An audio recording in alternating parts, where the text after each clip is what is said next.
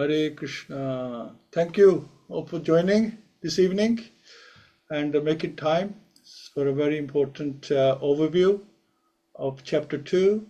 And now I saw a guest speaker earlier on. He's here somewhere. And when he comes on the screen, I will quickly introduce him. So we wait for Prabhu. So it's so nice to have you all here. And we'll be from 8 till 9 o'clock, that overview with Prabhuji. So I hope you can all hear okay and everything is all good. Connections are good. Yes, Prabhuji. Thank you, Mataji. I just get my Hari Hari Bol.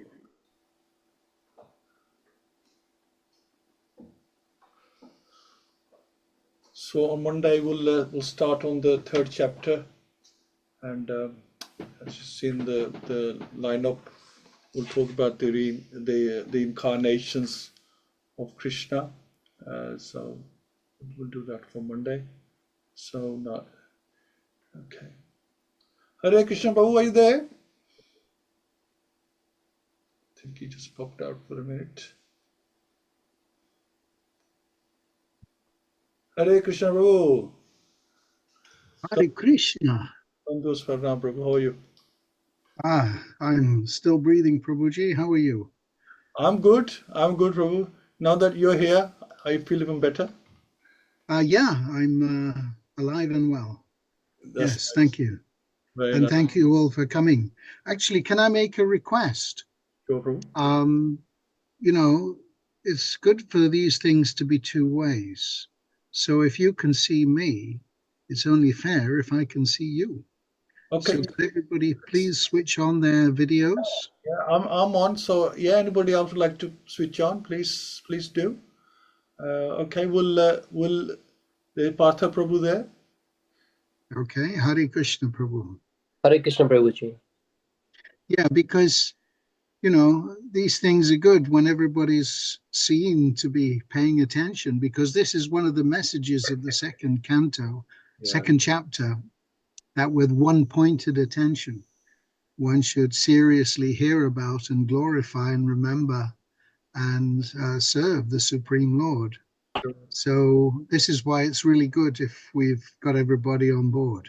Excellent. Prabhu, I'm just going to quickly introduce you, and then I'm going to leave it with yourselves. So actually, you read the biodata of Prabhuji. He's a disciple of Prabhupada, and amazingly, as a teenager, he understood the message. Now, this is an amazing thing, as a teenager. So it just shows that there's no age or gender or, color and no barrier of culture like that. If you're going to understand the message, you can understand it like Dhruva and Padhat did at any time. So, Prabhuji is also a great example of that. And he's so fortunate to get the association of Srila Prabhupada. And even more fortunate that he actually got initiated by him. So Prabhuji, we are, this is everyone's dream that we, wish we had met Srila Prabhupada and got his mercy directly. But now we're getting it through the books and through his messages. So, we're still very fortunate. And, you've done so many services, book distribution, preaching program, which you're still doing, I know. And you've been a head pujari, which I didn't know about. You've been head pujari. And you followed with the Sankirtan party, which we understand because we see your Rath Yatras, doing the Kirtans and explaining to children, everyone, how to do Kirtans. So, you had a wonderful journey, and hope we can follow in your footsteps. So I'm just going to pass on to you. Hari Hari Bol. Hare Krishna, Hari Bol Prabhu. Thank you very much. Can I just repeat that request? It's only fair if I can see you. You're seeing me, but it's only fair if I can see you too. So please, if you haven't yet, Ajay and Shadbhuj and Jay and Hina and Nita, please do switch on your video so that I can see if we're actually talking to you or talking to a cloud somewhere. It's much better if we're paying one pointed attention, which is part of the message of this second chapter of the first canto of Srimad Bhagavatam.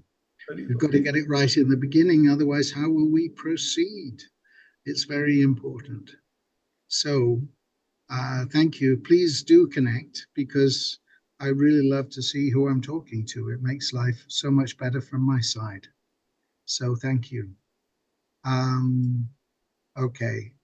All right. Whoever's with us is with us. Whoever's not, I guess you may not be there or you may be doing something else, but I'd really like to see you.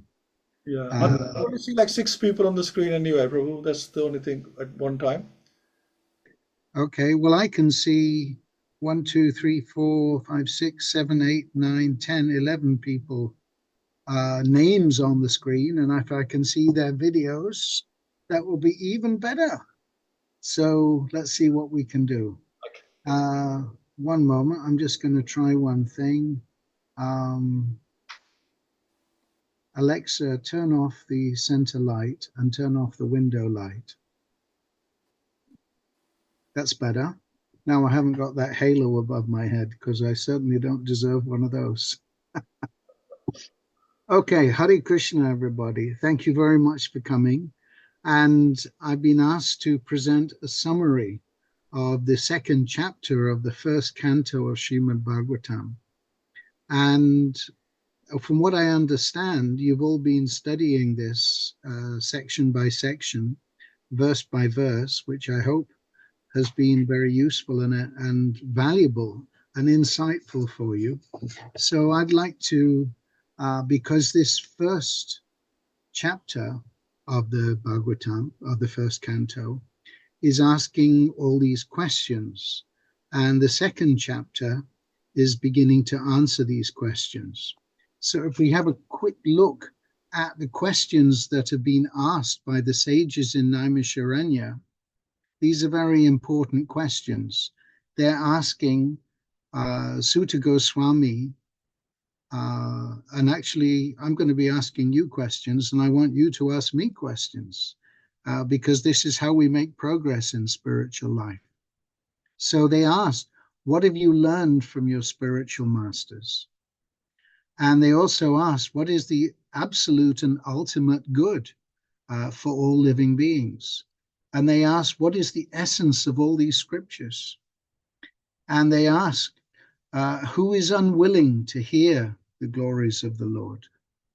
And they ask, we'd like to understand about the different incarnations, the multi-incarnations, and their various adventures, because these uplift both the speaker and the hearer. And they ask that now Lord Krishna has departed to his own abode, in whom of these religious principles gone for shelter in this age of quarrel? And the answer, of course, is Srimad Bhagavatam. So if we study Srimad Bhagavatam, we can get the answers to all these questions. Now, let me start by offering my humble obeisances to you all. Vanchakalpatarubhyascha kripa sindhubhyevacha patitanam pavanebhyo vaishnavebhyo namo namaha. And to my spiritual master, Srila Prabhupada, Nama Om Vishnu Padaya, Krishna Prastaya Bhutale, Srimate Bhaktivedanta Swaminiti Namane, Namaste Saraswati Deve, Gauravani Pracharine, Nirvisesha Sunyavadi Pastyata Deshatarane, because it's only by his mercy that I may be able to speak something useful. And then we see that Sutta Goswami, he first of all offers his obeisances to his spiritual master, to Sukadeva Goswami, who's taught him about Srimad Bhagavatam, because this is the process of disciplic succession.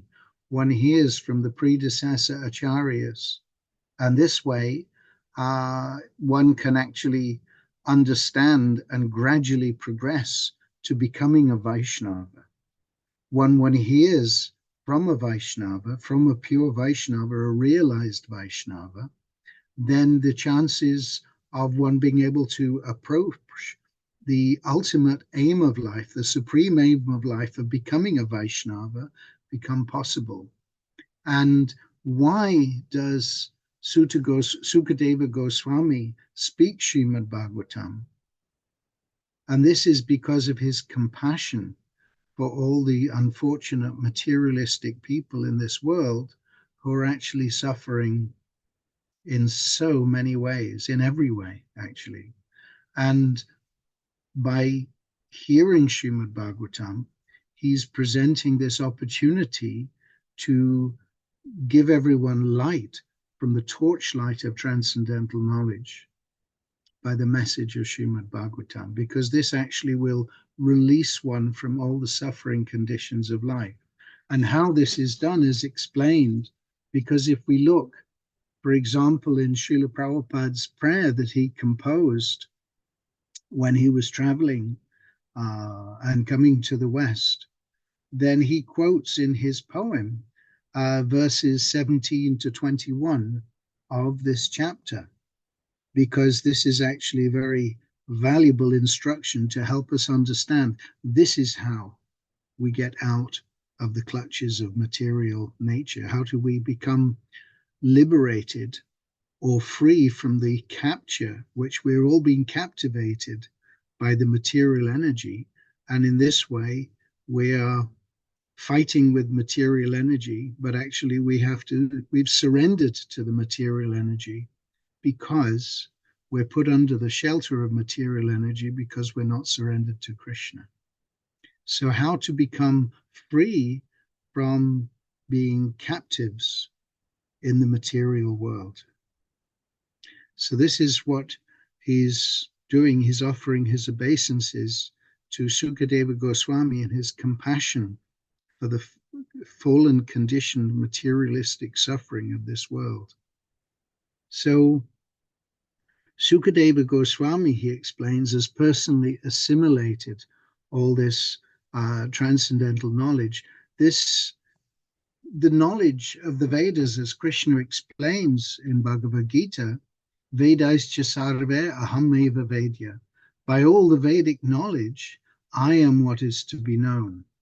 And the Vedanta is a very important topic because Veda means knowledge and Anta means the conclusion. So the conclusion of all the Vedic literatures is to know Krishna. And how to know Krishna, this is presented in Vyasadev's own supplement to the Vedanta, which is Srimad Bhagavatam. He's explaining the ultimate end of all knowledge. So Sukadeva Goswami, Sutta Goswami, he's answering these questions because he heard everything from Sukadeva Goswami. And so therefore, he is like Sukadeva Goswami, who heard it within his mother's womb from his father, Vyasadeva. He assimilated this knowledge, and therefore he explained it, first of all, to Parikshit Maharaj. He's the first speaker of this Bhagavatam. And Sutta Goswami is relaying what he's heard and understood at the request of all the sages in Naimisharanya to help them understand. And in fact, it's recorded here so that we can understand. Step by step by step, not running to the 10th canto, but gradually by this process of hearing and explaining, which is Prabhupada explains in the first canto of the Bhagavatam, in the first chapter, 116. In the purport, 6 lines up from the bottom of the purport, Prabhupada explains that Shravanam means hearing, and Kirtanam means explaining. And only by hearing and explaining can one perfectly assimilate this knowledge. And therefore the requirement of the devotees is also to be compassionate, to help others understand. And that requires quite a lot of explanation. We have a lot of explaining to do to help people come out of their materialistic conceptions of life. And so Srimad Bhagavatam, in the nearly 18,000 verses, 17,994 to be precise, they are, and all the purports, they're to help us understand these things so that we can also benefit by hearing and explain these things to others. This is wanted. So, what is Bhagavatam? It's actually the sharam sharam. It is the cream of all the Vedic knowledge. And it's the natural supplement to the Vedanta, because the Vedas are compiled by Vyasadeva, and Vyasadeva has given the conclusion as Vedanta, the end of all knowledge, Veda Anta, and the Srimad Bhagavatam is the natural supplement by the same author, explaining what he's actually talking about by explaining Srimad Bhagavatam. So not as the Mayavadis would have it, as the Sharira Kabasya, Shankaracharya's explanation of Mayavad philosophy. Actually, that simply obscures the Vedic knowledge. But sharam, the cream of Vedic knowledge, is to completely explain it as it is, without any mistake or diversion from the actual point of Vedic knowledge, which is to know Krishna. Is that okay? Are we good so far? Okay. So what's being explained is that Sukadeva Goswami has thoroughly realized this knowledge, and so he's explaining it for the first time. And so it's described that Sukadeva Goswami, he became perfect by explaining this, and Parikshit Maharaj, he became perfect by hearing this. So both these processes are very, very powerful. Now, the point is that the material world is baffling our attempts for happiness. Everybody's trying for happiness, but even the materialists know that it all ends with death, if they've got any sanity at all. So all the attempts, everything we've achieved in this human form of life, it's all finished at death. So what is the point? But Bhagavatam explains, where Krishna leaves off in Bhagavad Gita by explaining about the spirit soul, Bhagavatam explains that the human form of life is actually meant for cultivating our relationship with Krishna. So, but people are foolish. They don't want to know. They don't inquire what the absolute and ultimate benefit is for the living beings. And so they're just like the camels. You know, the camels, they like eating thorns. Why do they like eating thorns? Because they're actually tasting their own blood. And the materialists are simply utilizing all their hard-earned energy, which actually generates their blood, by trying to enjoy sense gratification to the bitter end. That's the fact. It's a bitter end. Anybody have a problem with that? Anybody looking forward to the exciting moment of death? It's a bitter end. Because everything we've acquired and done, we have to leave it all behind. We have to get dragged out of this material body, and then we have to go and do it all again, and who knows which species of life or which planet. So the karmis, those who are interested in trying to enjoy the fruit of their karma, are always being harassed by material nature. That's a simple fact. You don't need to look very far than any news program to see how much people are being harassed in this world. And we can see it in our daily lives. So many problems are there. You know, it's too expensive. We can't afford this. We can't afford that. So many thieves and rogues, crazy governments, always the threat of wars and taxes and housing and so many things. Need I go on? So the idea is that intelligent persons, known as the Gyanis, they actually want to get out of the material world. And so the Vedanta Sutra is meant for them, so that they can actually use their intelligence and inquire accordingly. But Vyasadeva seeing as how people in this age would be so hypocritical and quarrelsome, he left Srimad Bhagavatam to clarify what Vedanta Sutra is actually all about. And so Vyasadeva explained it to Sukadev. Sukadev assimilated it and explained it. And so Srimad Bhagavatam is the unrivaled commentary on Vedanta Sutra. So this has to be understood. But as we read it and appreciate it, we can see, wow, this makes really good sense. Whereas Vedanta Sutra just juggles the words and bewilders the mind and presents foolish ideas which are deliberately presented in that way because, after all, Krishna instructed Lord Shiva that in this way you bewilder the atheists by presenting an imagined idea of what Vedic knowledge is all about. And in this way, you protect bhakti by keeping the materialists to poke their nose out of the real business. So this is Lord Shiva's great contribution in this way. He's actually protecting bhakti because he's given the role of protecting the holy Dharma and protecting bhakti by keeping people away who are actually unqualified to enter into devotional service by giving them this Mayavad philosophy. So what is the problem with the Mayavadis? They're malicious towards Krishna. So Bhagavatam is not meant for them. Bhagavatam is not meant for envious persons. Bhagavatam is meant for those, for giving torchlight of knowledge to people who are actually desiring to get out of the clutches of material energy.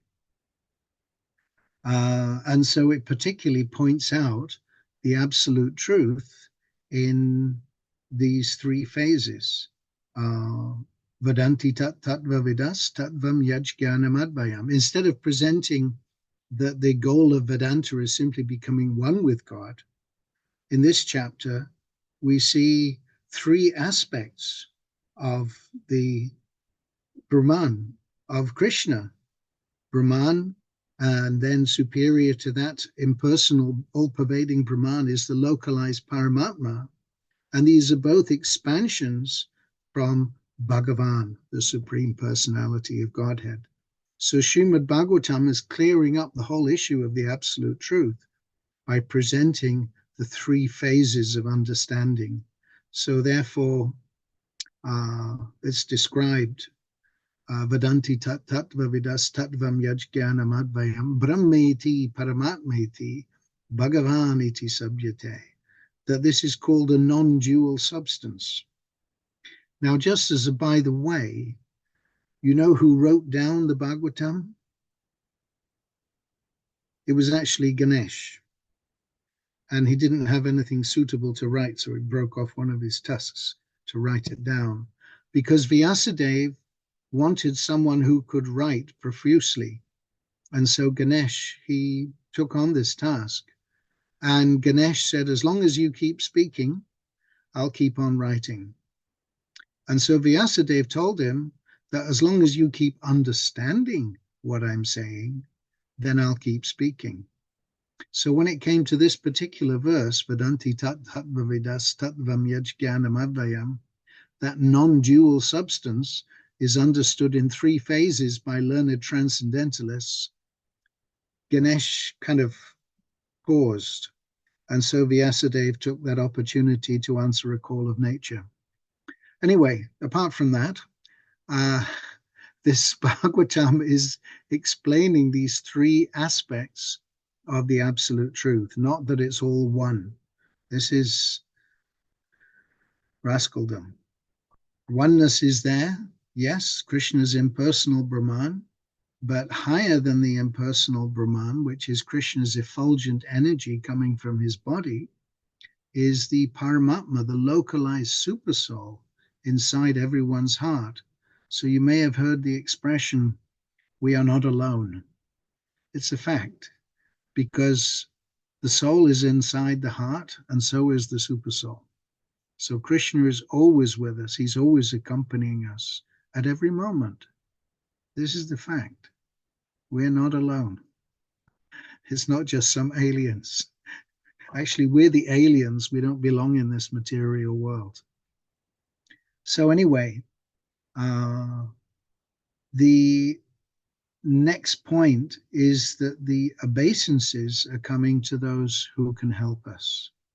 Vyasadeva, the author, Mother Saraswati, the goddess of learning, we need her help to be able to assimilate these things like that.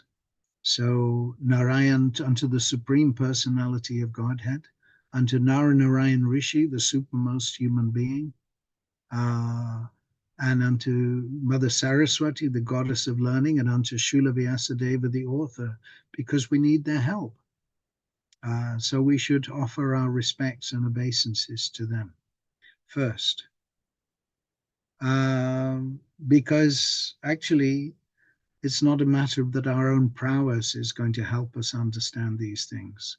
We need the help, just like we have an initiating spiritual master, but we also have, as well as the Diksha Guru, we have so many Siksha Gurus to help us appreciate and follow and apply ourselves to the path of devotional service. So many helpers are there, and we require help. Because without that help, where will we be? If we're drowning in the ocean of material existence, unless some people help us and get us out, then swimming ain't going to do much good. And it's no good hanging on to the tail of a dog and thinking that you can cross the ocean of material suffering. It's not going to get you very far before you drown. So, what is the purpose? Vedaischa sarva ahameva vedya is for establishing the relationship. Radharani Ratiprada Devadasi, do you want to ask a question? You've turned your mic on. I'm happy to hear from you.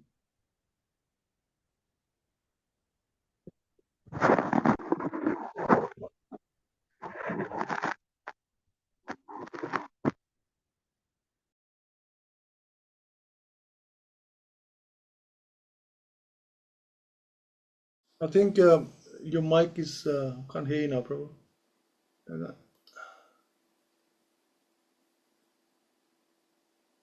I'm back. Thank Hare you. Krishna.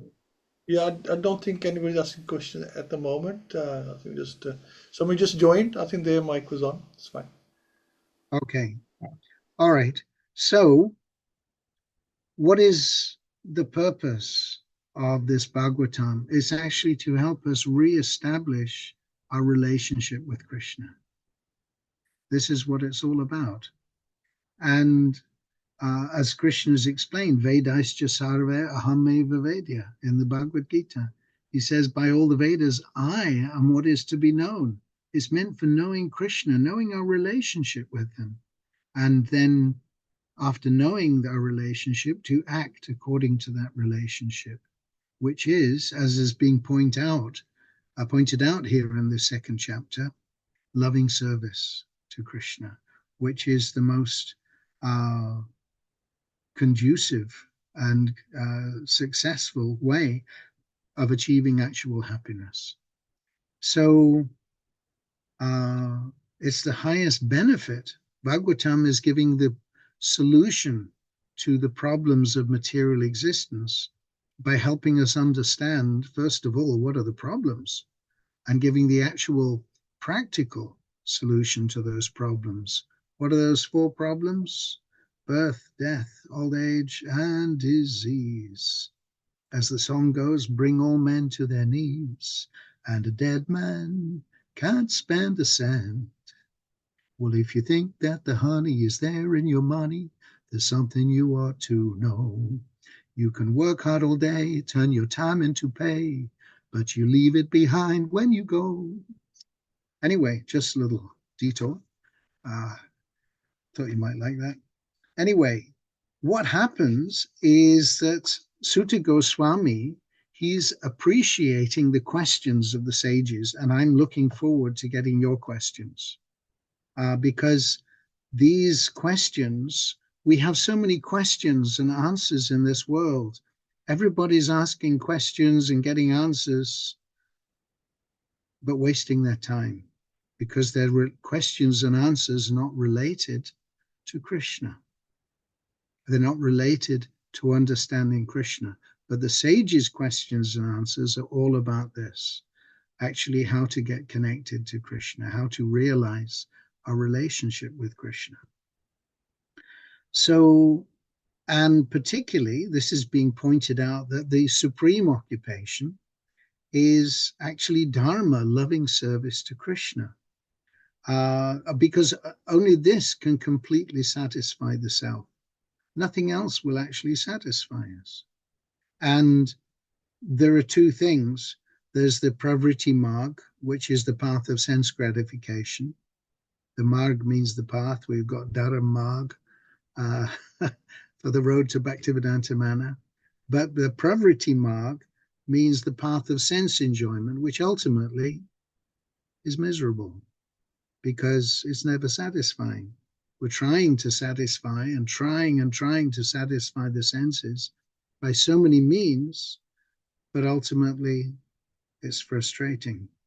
And then there's the nivriti marg, which is the path of renunciation, actually using everything for the satisfaction of the Supreme Lord, actually giving up what isn't ours in the first place. You know, you've heard that example of the man who goes into the bank and says, okay, it's all my money, I'm having it, I'm taking it. What is he? He's a thief because it's not his. And what about the person who goes into the bank and says, right, I'm giving it all away, I'm renouncing it? What is the use? It wasn't yours in the first place. So in the same way, in the material world, we're trying to adopt things which are provided for us by Krishna. They belong to him because they're coming from Krishna's body. This is explained.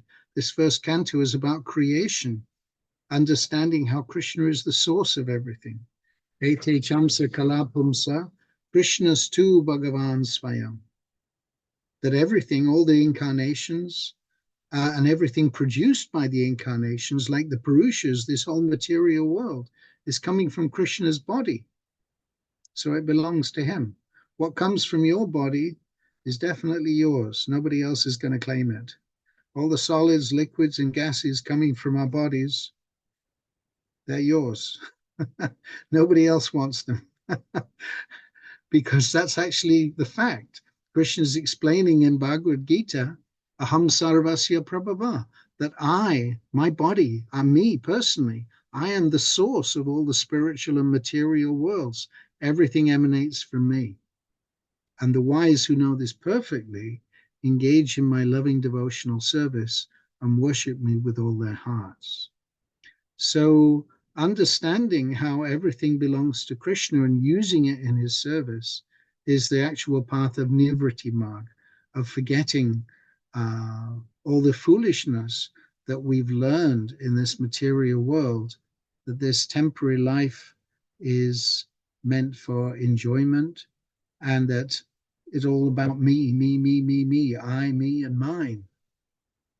But actually, this is what Bhagavatam and Bhagavad Gita are helping us come to the right conclusion, to understand we come with nothing, we leave with nothing, and everything that's provided for us is coming from Krishna.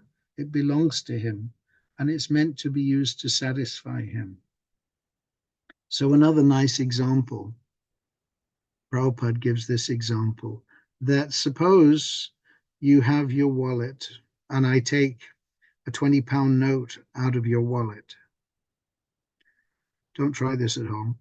But the idea is, if I take that out of the wallet and I use it for my purpose, that's called stealing. But if I take that 20-pound notes out of your wallet and use it for your purpose, this is legitimate. So understanding how everything should be used for Krishna is the proper understanding of what Bhagavatam is teaching us, how to engage everything in the loving service of Krishna. And it begins with these flappy things and this other flappy thing, the tongue, the ears and the tongue, because it's meant for hearing about Krishna. The tongue is meant for glorifying Krishna, explaining about Krishna, chanting Krishna's name. And in this way, this bit in between the ears, the brain, is meant for remembering Krishna and coming to understand Krishna. So Krishna has given this human form of life as the means by which we can appreciate and offer service to Krishna and realize Krishna. And Srimad Bhagavatam is to teach us exactly how to do this. And actually, this whole purpose of either the Pravriti Marg, trying to bitterly enjoy material life or give up material life, when we engage in activities to satisfy Krishna, this is the life,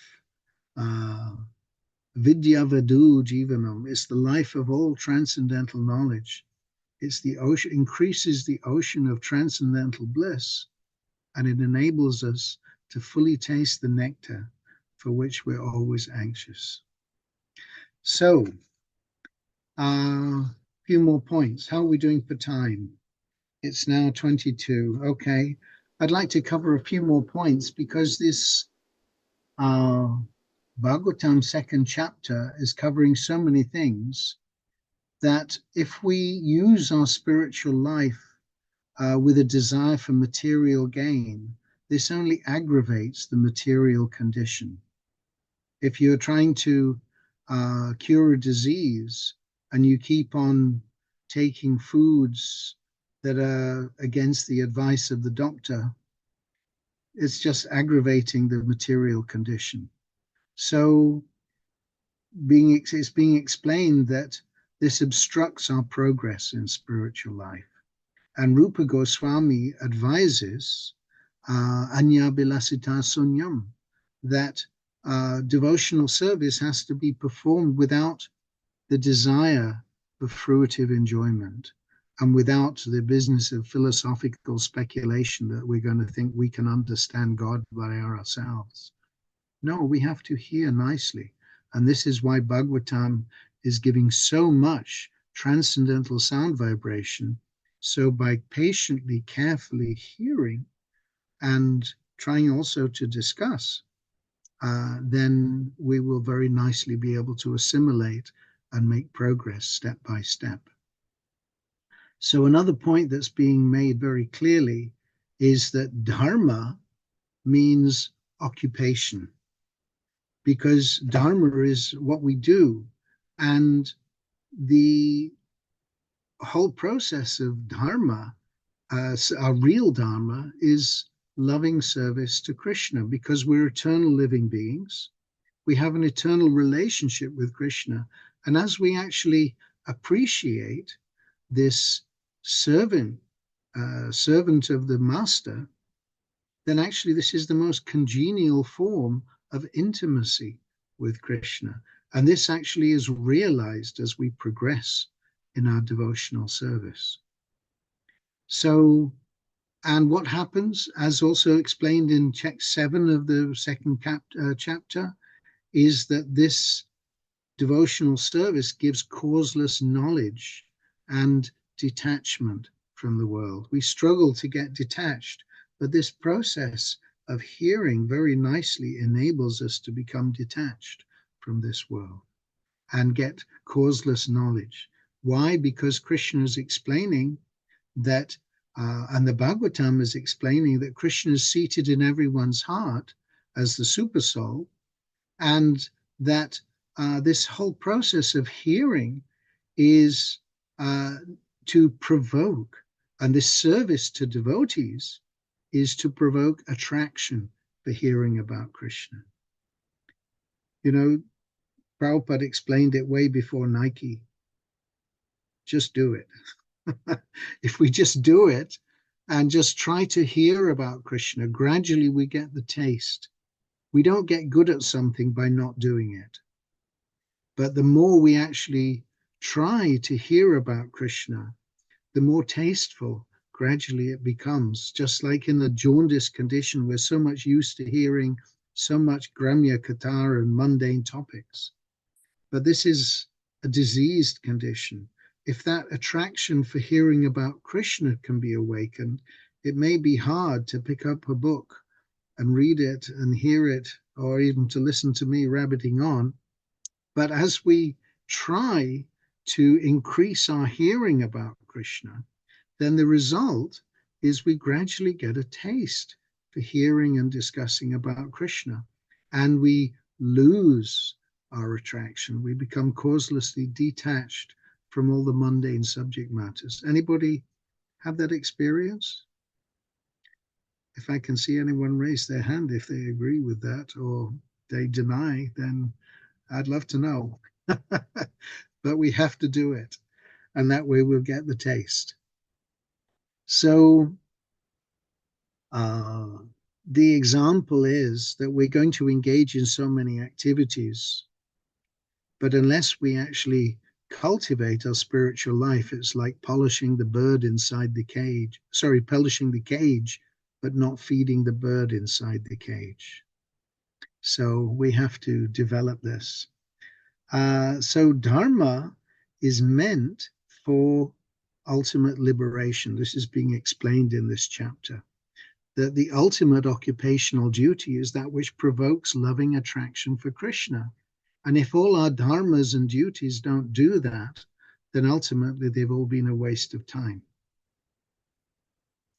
So this is very strongly made, and that if we use our occupational duties of serving Krishna to cultivate material gain, then we've misunderstood. Because you see, in the Vedas, so many prescriptions are given.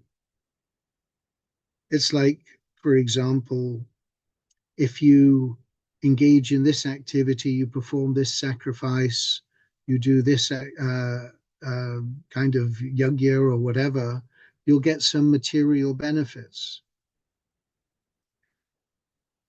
But the Vedas are giving incentives, and it's really important to distinguish between the incentives of the Vedas and the goal of the Vedas, because it's been clearly explained, Vedascha sarva aham veda Vedya. By all the Vedas, the whole aim is to know Krishna.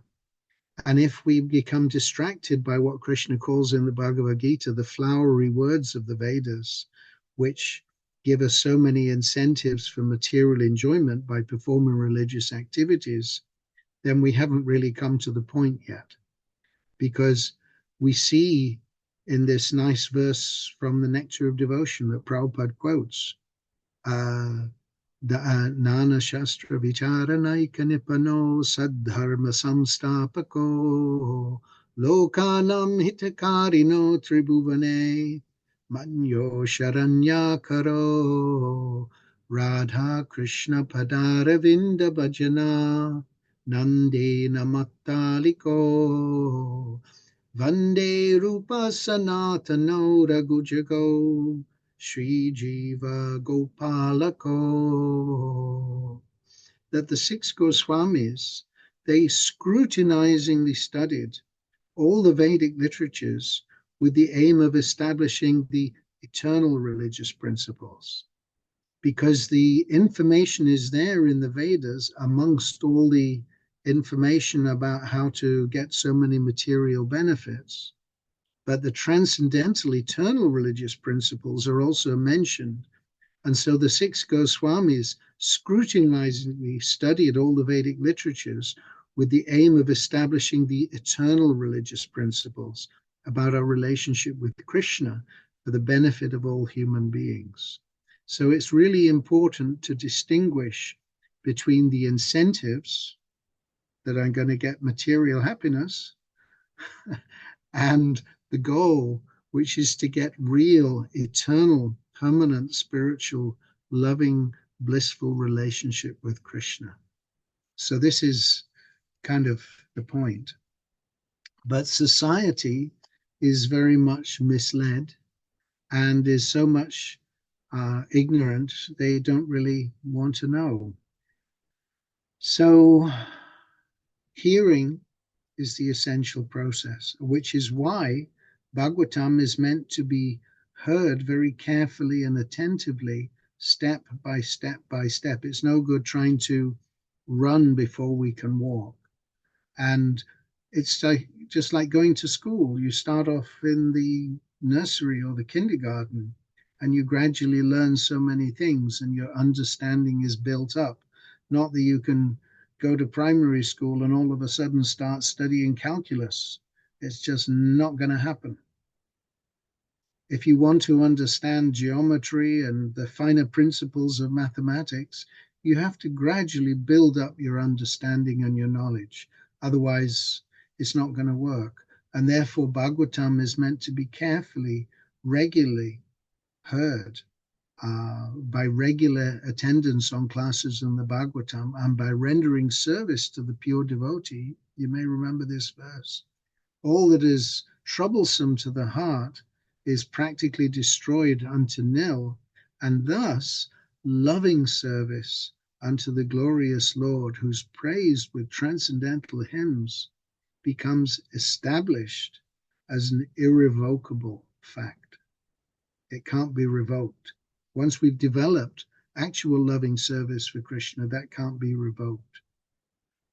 Important stuff. So, and what's being clearly presented is that assimilation of these messages is to be able to fix our minds with one pointed attention on Krishna. And this is called samadhi.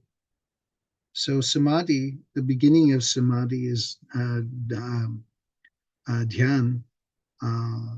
And the idea is in samadhi, in meditation, if you can fix your mind on one subject without any interference of other stuff coming in the mind for 12 seconds, that's the first stage of remembering Krishna. And the second stage is to be able to fix your mind without any interruption for 12 times 12 seconds. Hare Krishna. Please try this at home. And the third stage, actual samadhi, is to be able to fix our minds on Krishna without any interruption for 12 times 12 times 12 seconds, which actually is 1,728 seconds. And it's incidentally interesting that 16 times 108 beads is 1,728. Hare Krishna. So we could try to hear and chant and fix our minds, because this whole process is to help us focus our minds on Krishna. So constantly we're recommended to hear about, glorify, remember, and worship Krishna. As Krishna has explained in Bhagavad Gita, he said, always think of me, become my devotee, worship me, offer your homage to me, and in this way, surely you will come to me without fail. He's telling Arjuna, for our benefit, I promise you this because you are my very dear friend. So then he explains in text 15 about Chindanti Kovidastasya. With sword in hand, one which is a very effective weapon. Nowadays they're trying to ban people's swords because they keep hacking at people and giving people trouble in the streets. But he's giving the clue that with sword in hand, intelligent men cut through the labyrinthine knots of reactionary work or karma by remembering the Lord. So this is how we use the sword to cut through our karma. As Krishna has pointed out, that the transcendental knowledge is so powerful that it can burn up all our stock of karma.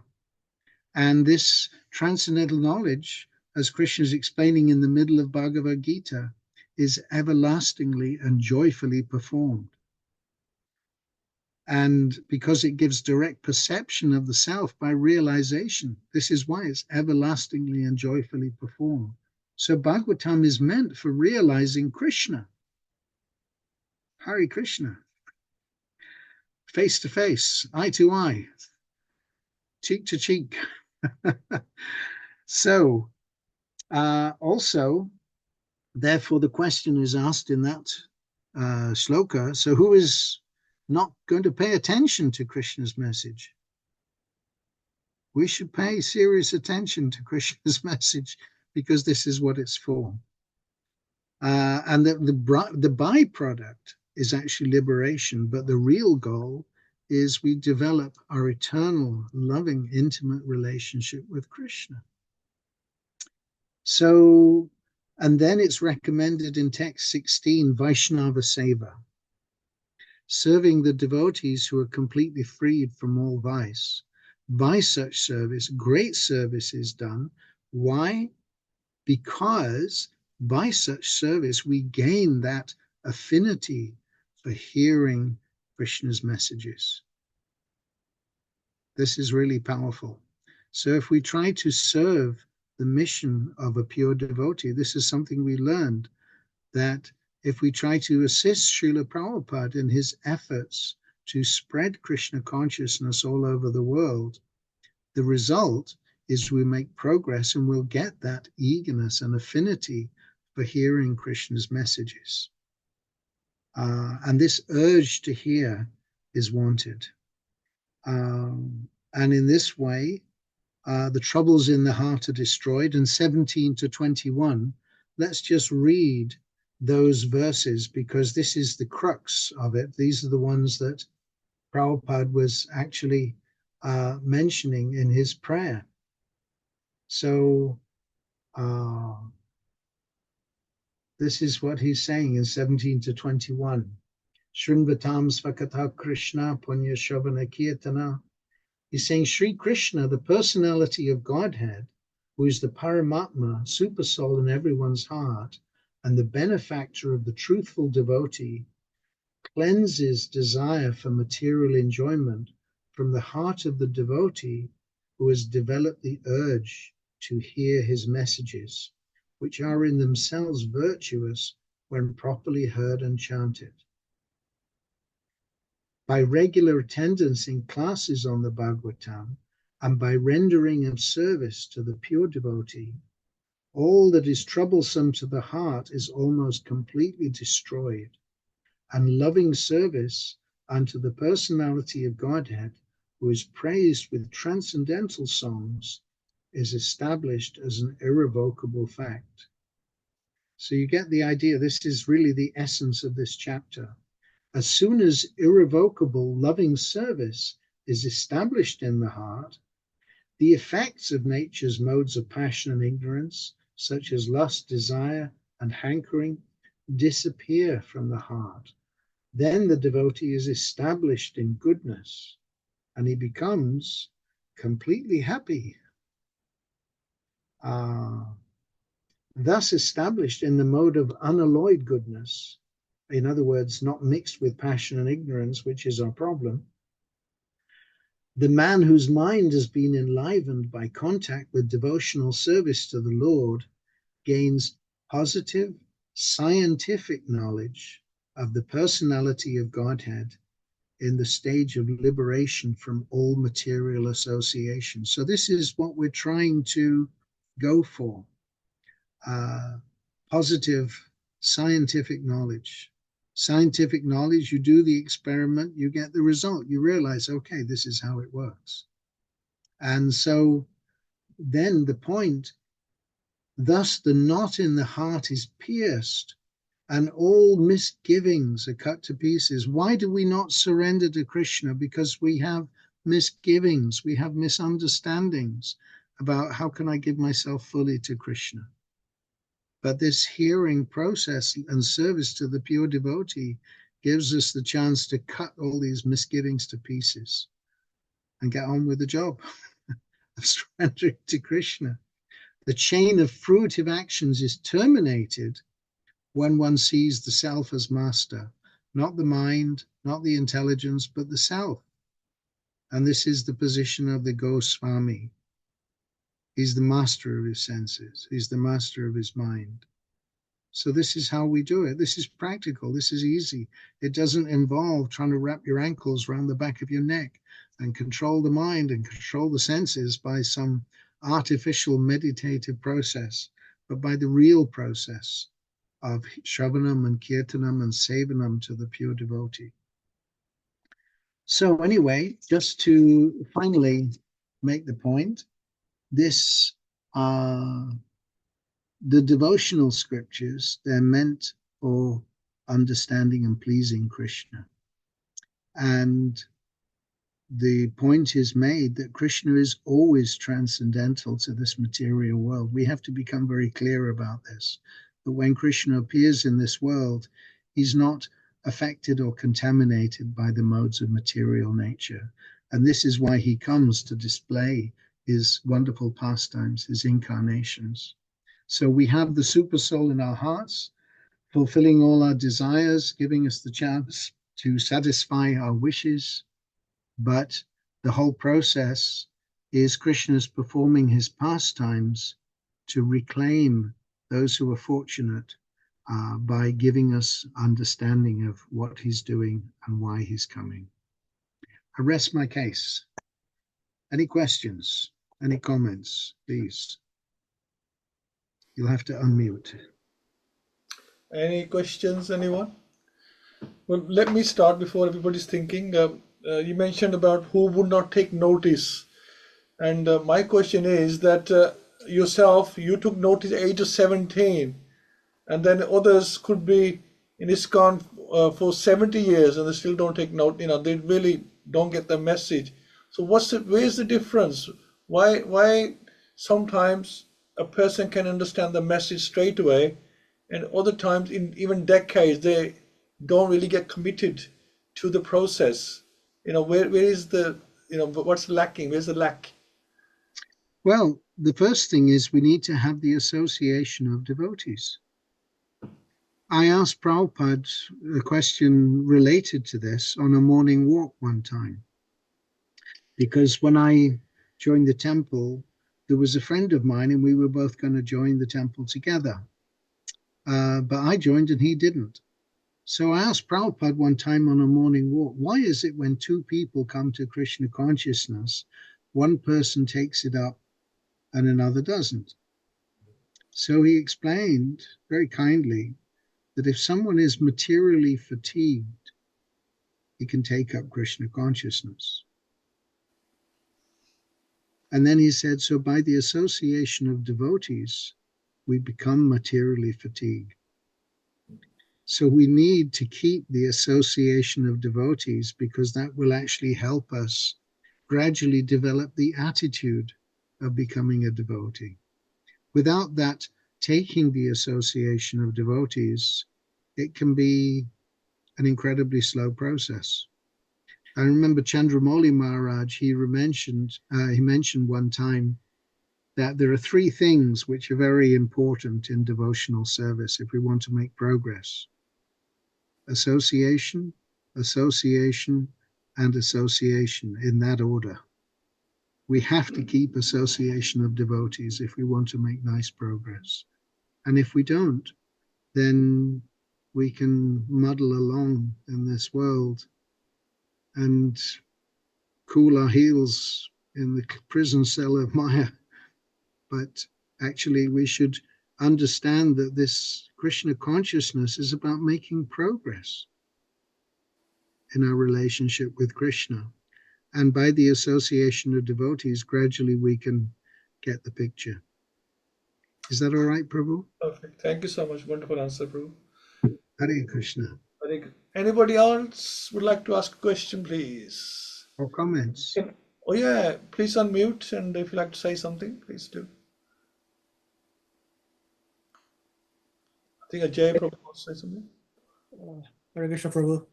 Hare Krishna. Hare Bol. Yeah. So in this this chapter and of the Bhagavad Puran, it's established that Krishna is not only the source, but he is, it is his worship that is the ultimate way. Everything leads to Krishna, and we certainly should try to refrain from demigod worship, because that distracts you from worship of Krishna.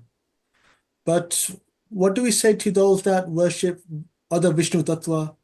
Let's say, so for example, Lord Ram. I mean, I'll give the example of this is like the peak example, but with Lord Chaitanya, when he was dealing with Murari Gupta, who we understand as was the incarnation of Lord Hanuman, he didn't bother him with him worship Lord Ram because he understood that his worship for Lord Ram was, supreme. That was his chosen. That was who he worshipped, and his worship was, brilliant in its own right.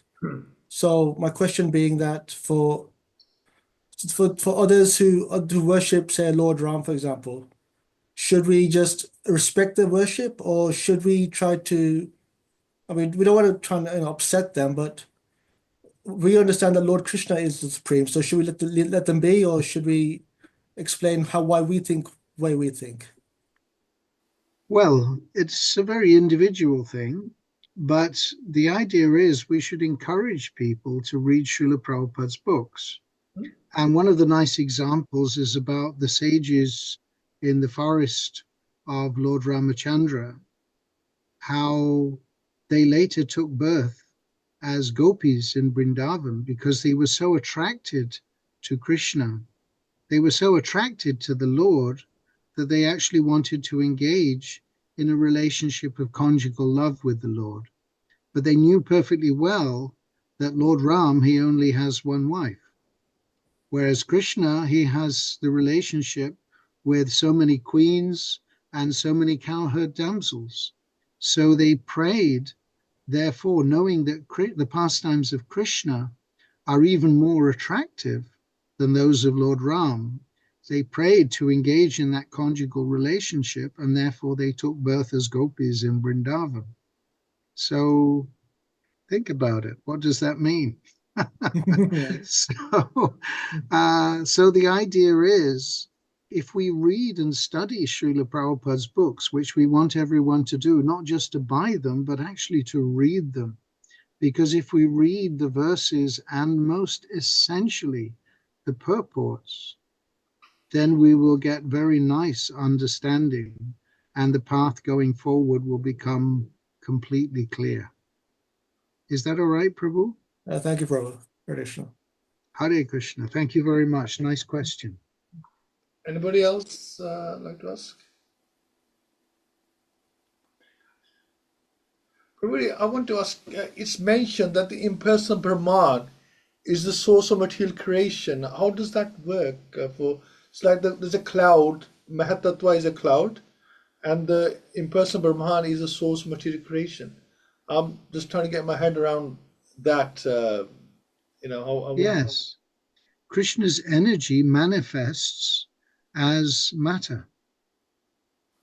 So the effulgence of Krishna's body, the impersonal Brahman, is transformed into physical forms, ever-changing physical forms. Gradually, the process of that happening takes place. It's actually the body of the Supreme Lord, because his body and his effulgence are not different. They're actually just like you can't separate the sun and the sunlight. So Krishna's energy makes everything happen. And Krishna's energy manifests as this material world. So Lord Brahma, he has the role of manipulating Krishna's energies to transform gradually.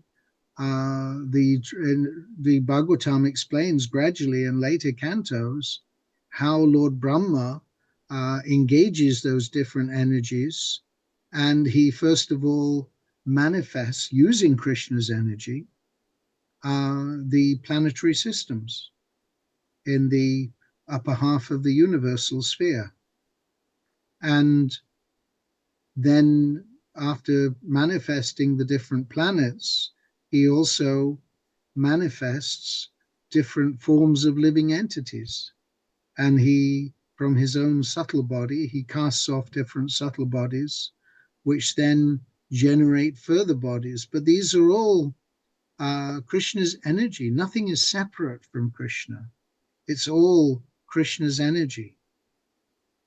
So the spiritual world is the manifestation of Krishna's spiritual energy, And the material world is a perverted manifestation of Krishna's spiritual energy.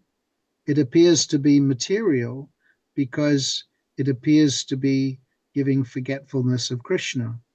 But it becomes re-spiritualized when it's connected to devotional service to Krishna.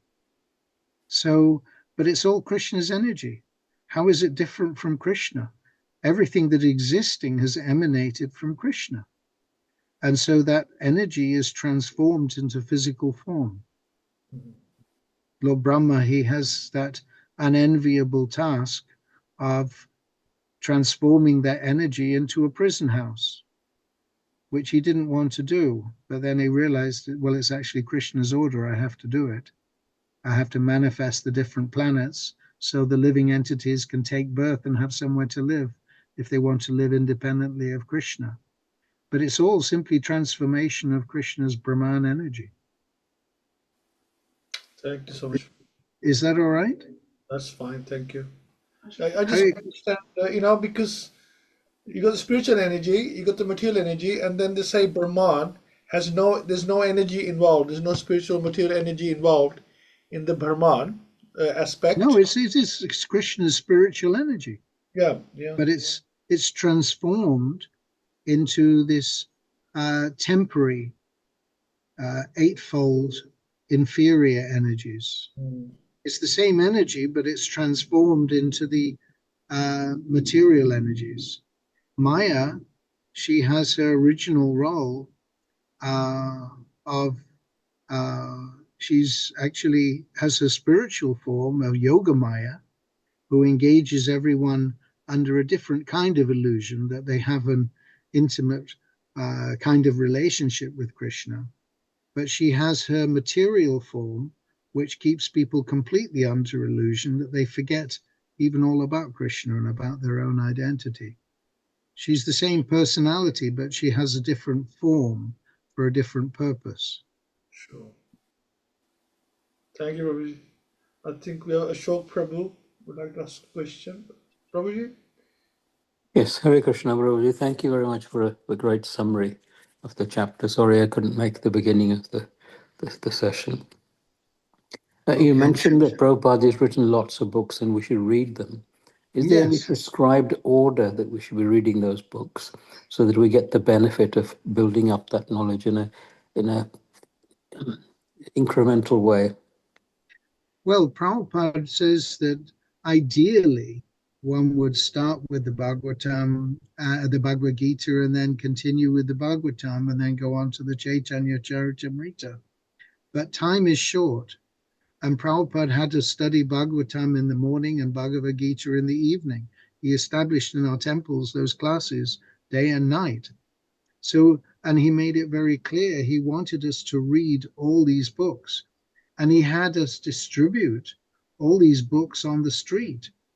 Our first experience after we only had Back to Godhead magazine in the beginning to distribute on the streets was we got the big books. We got the big silver Krishna book, and those were in our book bags, along with the big hardbound teachings of Lord Chaitanya, along with the big hardbound Nectar of Devotion, and the big Macmillan Bhagavad Gita.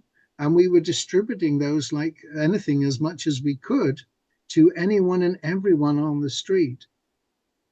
But Prabhupada, he wanted us to find a way of reading all those books. So I struggle with that, Prabhuji, because if the devotees are struggling to read those books, how can you expect a person on the street that you give a Bhagavatam volume to be able to read that and grasp it? Because I think there has to be like an introduction to the Krishna conscious movement, and that's what we should be giving out to people. And then when they come to ISKCON, then we should not indoctrinate, but teach them about the other books, the other literatures. And it makes it easy on the people who are distributing the books as well. They don't have to carry these heavy books in their bags. Well, you may have that conception, but Prabhupada's conception is definitely superior to ours. And Prabhupada explained to us that actually, if people read any of these books, they'll actually start to like these books and want to read more. And Prabhupada presented these books in such a way so that they could be readily understood. And that's why the purports are there, to make it easily understandable. So the point is that I have a practical solution for that which I employ myself. And I have different WhatsApp read-only groups that every day I send out a small extract of Bhagavad Gita, Nectar of Devotion, Teachings of Lord Chaitanya, Krishna book, Bhagavad Gita, Srimad Bhagavatam. And every day devotees get these read-only sections in the different WhatsApp groups for the different books. And this way, because people are using their phones every day, then they get a little bit of reading Prabhupada's books step by step by step by step every day. And gradually this solves the problem to a large extent, because people are actually reading something from Prabhupada's books serially, going through, and some people join all the groups and they're getting a bit from this book and a bit from that book and a bit from this book every day on their inboxes. Yeah, no, that's great, Prabhuji, that you're providing that guidance. But the man in the street, when he gets handed a book, he doesn't have that support system behind him. No, but the point is, by getting the book, and this is what Prabhupada made absolutely clear to us, is that by getting that book, he's made his first step, or maybe he's continuing from where he left off in his previous life, towards Krishna. And he's making progress by appreciating something of that book. And by trying to understand, Krishna will give him a taste and inspiration to want to find out more. We should not have a material conception about what these literatures are, because these literatures are actually Krishna, and Prabhupada's giving us Krishna's words, which he has personally taken the dictation for and spoken, and these have been recorded and put down in printed form. They're actually Krishna speaking to the living being. We shouldn't think that this is in any way subject to our material conceptions, because these books are not material subject matters. They're transcendental subject matters. And although ideally one would go through Bhagavad Gita, then Bhagavatam and Chaitanya Charitamrita or Krishna book at some point, Prabhupada wanted us all to read these, because whoever gets them is going to make spiritual progress. And our material conceptions don't mean anything, because these are Krishna. They're transcendental literatures. They're not simply affairs of our material understanding, because if someone actually hears from Krishna, the result is they start to get some inspiration from within the heart. So please do not think that this is a materialistic process, because this is a transcendental process whereby anyone who gets one of these books and starts to read even one line is actually Krishna's reciprocating from within the heart. He's the super soul in everyone's heart, and he can give one a little taste and then give the devotee, that person, that living entity, the chance to come closer and closer and closer and closer to Krishna. Prabhupada could see these things clearly, and he was advised by his Guru Maharaj, who can argue with the disciplic succession, that if you ever get money, print books.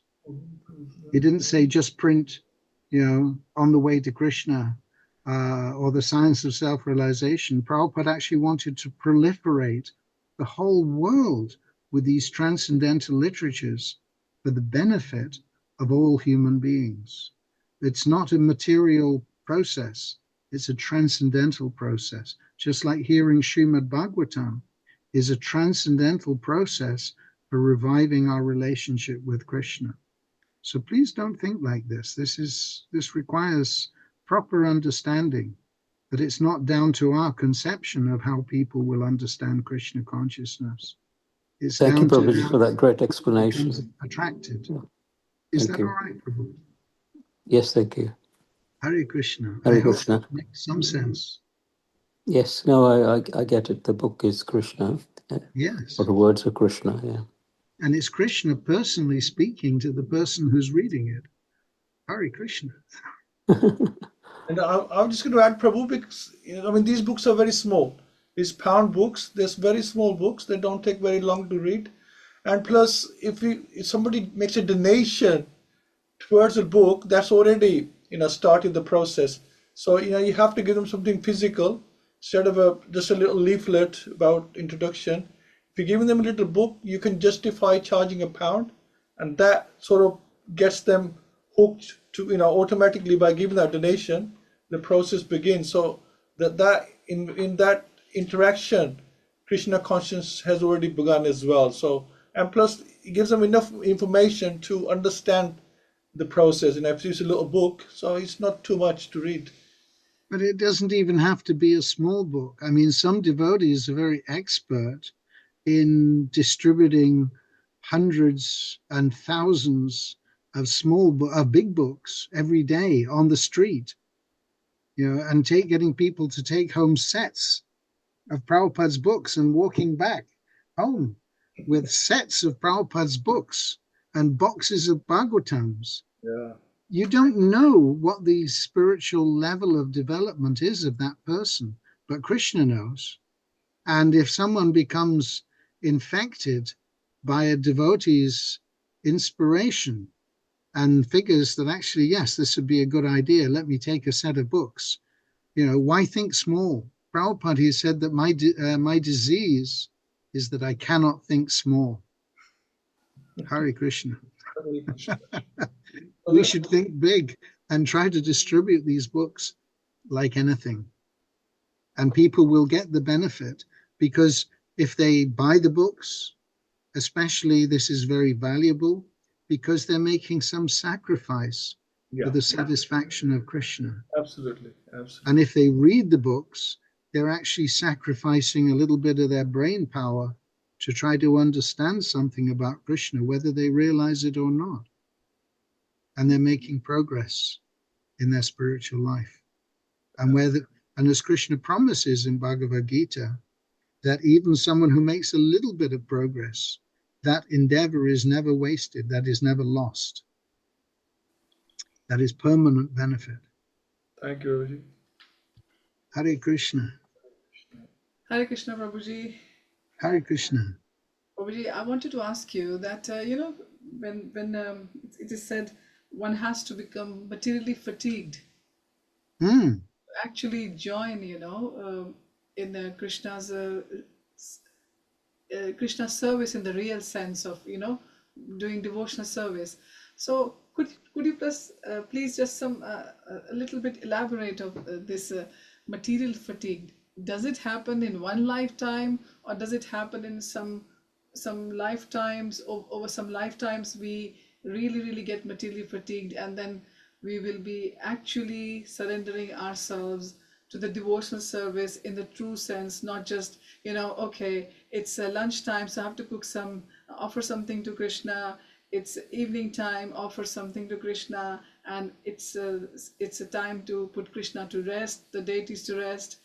Not doing it mechanically, but doing it really from the heart, like the Goswamis they did, like Srila Prabhupada and devotees like you, who are just doing it tirelessly. It's you are joyous whatever you're doing for Krishna. You're joyous, but sometimes for even for myself, I think that I think some days I'm a good devotee. Sometimes I think that I want to enjoy a little bit, and yeah, it is sometimes you want to enjoy just for yourself, and you just forget about Krishna.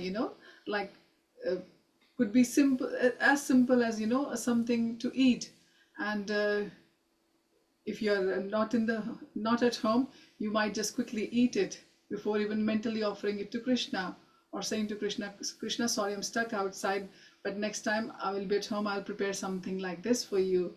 So just elaborate if you understand what my point is. The principle is learning how to dovetail everything for Krishna. We have to eat. Why? Because this body belongs to Krishna.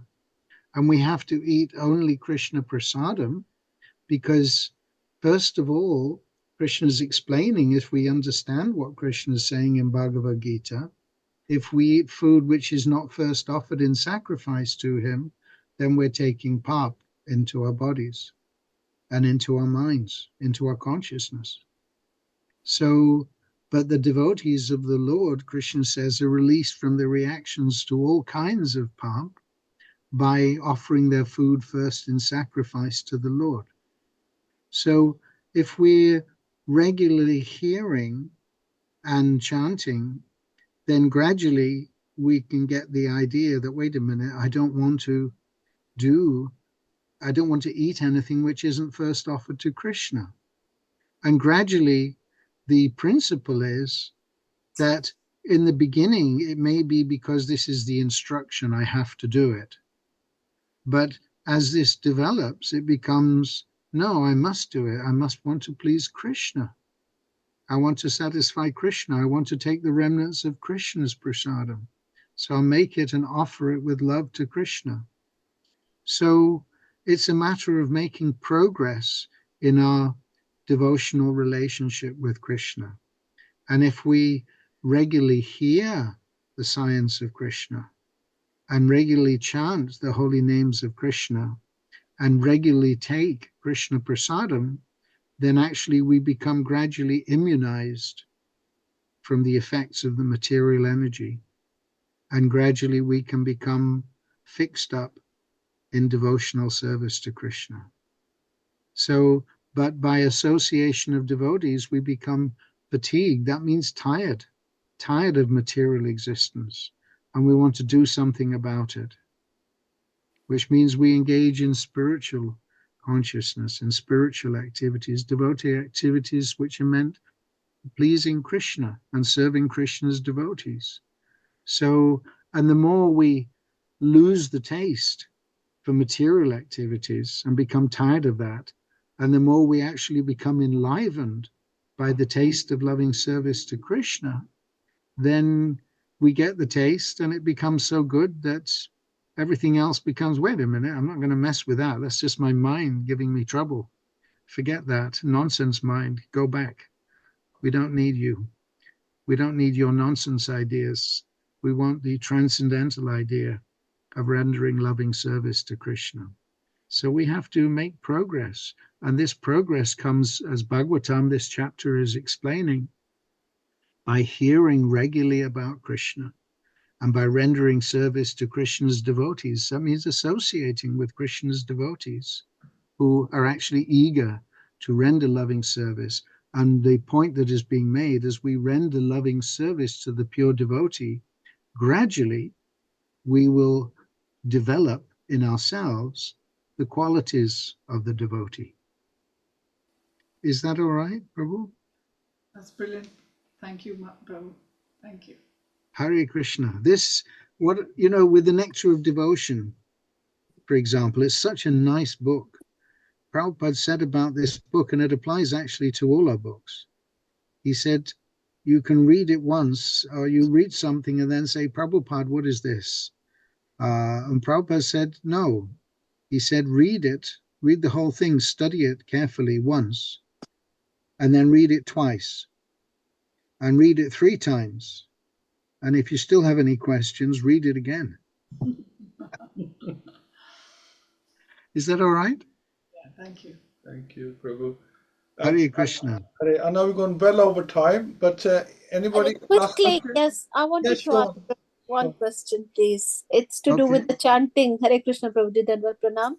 Chanting, like you said, think of Krishna for 12 seconds and then 12 times 12. But Prabhuji, despite doing 16 rounds, we're still not succeeding the way the chanting should be done. So what would be your tips and what Prabhupada guided you how to do it? Study the 10 offenses. Yeah, we do that every morning before we start. But then we should try to go into understanding how those are actually applying in my life. because these aren't just instructions to hear and go in one ear and come out the other. These are things to hear and say, okay, how can I apply that? Where am I going wrong in my chanting? That I'm not developing loving attraction for Krishna. The Am love I is there, paying? but it's the mind going because of like disturbance in the house, because I'm looking after my father-in-law is 93. So the mind is going, thinking, this. The mind So is going to do that anyway. It's always going to go here and there and there. And even Arjuna is saying it's more difficult to control even than the raging wind. So, but Krishna says, yes, it's difficult, but it's possible by the right practice. So trying to regularly hear attentively, because if our attention is distracted, that's the basis of all the other offenses. so how do we get the attention right? By practicing, just practicing chanting and hearing the sound, hearing what we're actually chanting with attention of the mind, so that the mind becomes controlled by engaging the tongue and engaging the ear and focusing on that sound vibration. Prabhupada's advice was just try to hear the Maha Mantra. Yeah. And so then we're doing that. We're trying to chant very clearly, very nicely. Hare Krishna, Krishna Krishna, Hare Hare. Hare Rama, Rama Rama, Hare Hare. And paying attention to each and every syllable. Paying attention with one pointed attention. This is the point. Yeah. Therefore, Krishna is saying, from wherever and whenever the mind wanders, practice, bring it back again and fix it again on the sound. So we have to practice. It's Right. not such a ritual. Yeah. It's actually a practice of devotional service, because practice makes perfect. Even in Chaitanya Charitamrita we are reading, so this morning it was, all it should be pronounced properly and heard properly. So we're trying. So, Yes. yeah. And also, before we chant the Maha Mantra, pray to the Panchatattva.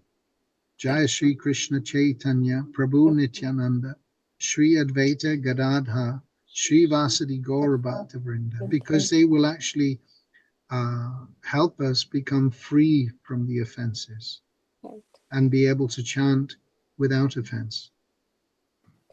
Thank you. If we ask for their mercy, they can help us. But somebody told me even to like names of Tulsi, if we pray to Tulsi Maharani as well, and if we chant near Tulsi Maharani, that helps as well. Yes, it's not a bad idea.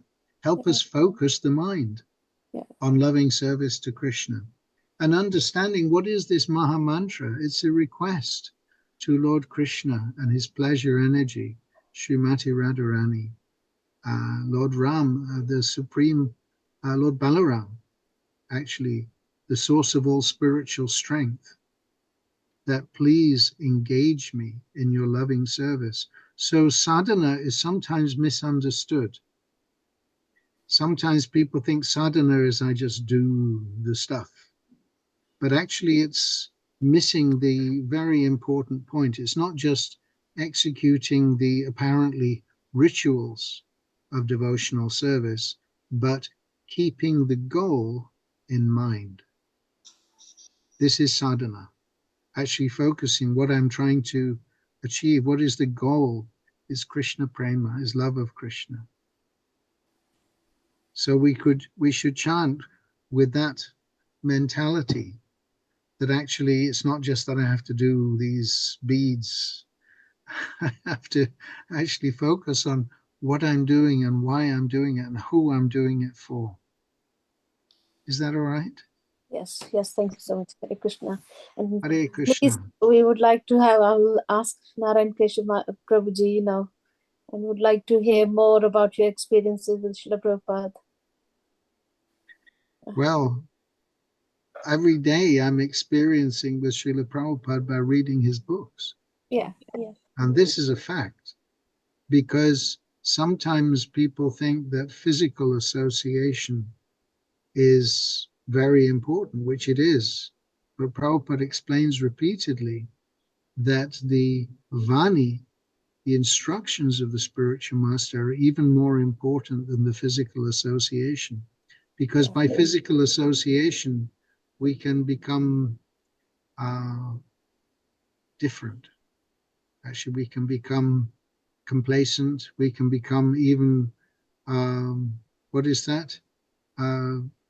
If someone becomes too much, how should we say, Familiar. used to that association and takes it for granted, Yeah. then that actually doesn't enhance the relationship. So rather, familiarity breeds It's contempt. contempt. Yeah. So Prabhupada made it very clear that the Vani, the instruction of the spiritual master, is the more important form of association.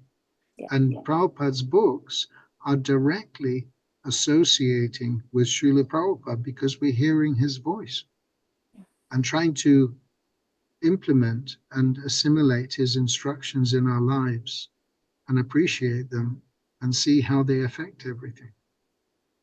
And we're This way, very, we very associate fortunate with to have. Prabhupada every day Yeah. without fail. Yeah. Thank you, Prabhuji. Thank you. Hare Krishna. Hare Krishna, Hare Bol. Haribo, thank you so much, Prabhuji, for a wonderful class and beautiful answers to the questions. And thank you for giving us your time.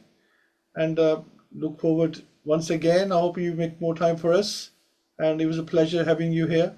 And I'm sure nobody wants to go. I can tell they want to continue this.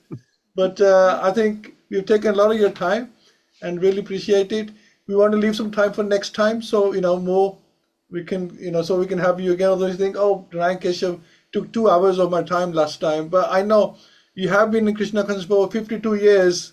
And your life is Krishna consciousness, and you're a great example for us here in Birmingham, and really appreciate your association, Prabhuji. And Actually, I'm coming here to get your association. This is the fact. So thank you all very that's much. your humbleness, Prabhuji. Without the association of devotees, what is our life? As George Harrison put it, what is my life without you by my side? So there you go. Well, can we unmute and give Prabhuji 3 Haribols, please? Yeah. Yeah. Okay. Hare Krishna. Haribo. Haribo. Haribo. Haribo. Haribo. Haribo. Thank you so much, Prabhu. And we'll see you very soon and hopefully meet you face to face as well. We got 24-hour Kirtan coming up, not too far away, and we'll see you there, if not earlier. So look Okay, forward. Prabhus. Thank you so much, Prabhuji. And thank Hare you all so Krishna. much for joining. Hari. Thank you very much. And I really appreciate your questions as well. It's really nice. Thank you. Thank Hare you, Krishna. Hari Thank you Krishna. for the class. Hari Krishna. Thank you, Hare Prabhu, Bol. for arranging